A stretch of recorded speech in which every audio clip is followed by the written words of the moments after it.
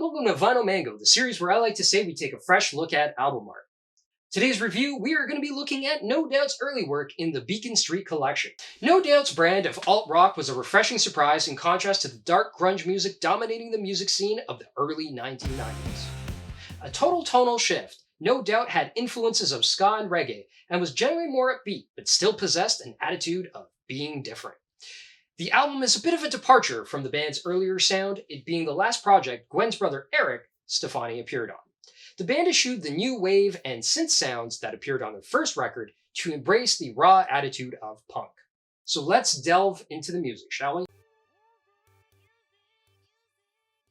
Right away, we hear some power chords open up the track that transitions into Gwen singing. It's very garage sounding, with Gwen kind of melding into the instrumentation. Then you get Blue in the Face, which has Gwen Stefani's sultry singing that comes off in a luring way that's very reminiscent of Cabaret. The lyrics are about somebody filled with anxiety, which is a particularly interesting idea. And I just love the idea of this Cabaret sultry singing song that's, filling somebody with anxiety, because there's almost a bit of contrast there. I don't know. I thought it was a bit of a quirky idea.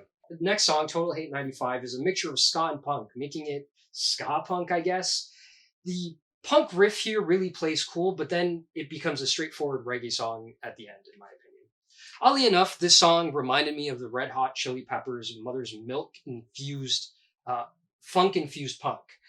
And it makes me wonder if they actually toured together around this time. Next up, you have Stricken, which is a song about being in love or being particularly about being smitten with someone. A song like this could come off as cloying, but Stefani's vocal performance is entertaining enough, especially once the tempo changes. So a standout track for me was Greener Pastures. The heavy bass line on Greener Pastures is an absolute banger. As previously stated, this is the album where the group found their sound, abandoning the synthwave sound they had on the first project for more punk-influenced music. In an interview with Access Magazine in April 1996, Gwen Stefani described the release of the Beacon Street collection as one of the best things they ever did, because they were able to take some songs that would have probably gotten lost and document them, which really drives home the independent spirit that this project had. Track 7, Snakes, has a great guitar solo. Track 8, we get a complete change of pace with the brassy and jazzy That's Just Me. Track 10 is Doghouse, that has this fun house timbre, and the lyrics are about a guy being in the doghouse of a relationship. Musically, it's really impressive considering this was the beginning of the shift of Gwen's brother leaving the band, with the rest of the band taking over writing duties. I read somewhere online describing this, No Doubt, as SoCal's answer to Madness, and all I can say is, yes, this is very much that, and it works. This project is fun. Try listening to the album in its entirety and being in a bad mood. I dare you. Go ahead. Make my day. Now, let's talk about the artwork. So, I have a little controversy. Here's the artwork for Beacon Street. At first glance, I thought the cover was featuring a man eating what appeared to be a banana creamsicle. But upon further inspection, I learned that this was actually a man with a canary in his mouth.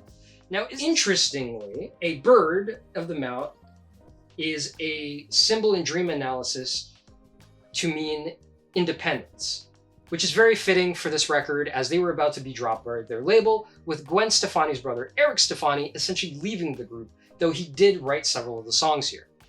The rumor about the cover is that the man on the cover is actually Gwen and Eric's grandfather. For the cover, quote, "For the cover of the album, they chose a photo of Gwen and Eric's grandfather doing a trick with his pet parakeet. The bird was perched on his lower lip, leaning way into his open mouth. They sold out all of the CDs at local concerts and record stores." And that is a quote from encyclopedia.com.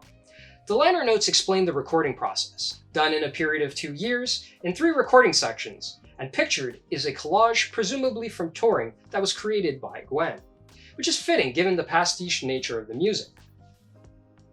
This album is an early look into what No Doubt would evolve and develop into. Without this record, there would be no Tragic Kingdom, Return of Saturn, or even Rocksteady.